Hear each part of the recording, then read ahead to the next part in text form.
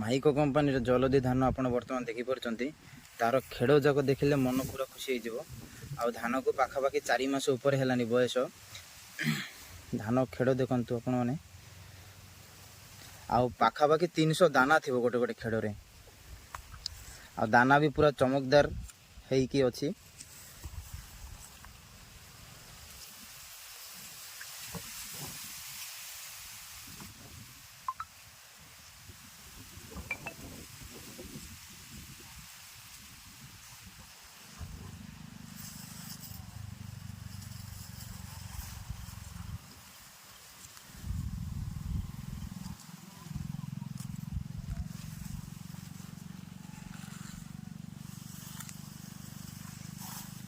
ଭାଇ ଆପଣ ଅଲଗା ଚାଷୀମାନଙ୍କୁ କ'ଣ କହିବାକୁ ଚାହୁଁଛନ୍ତି?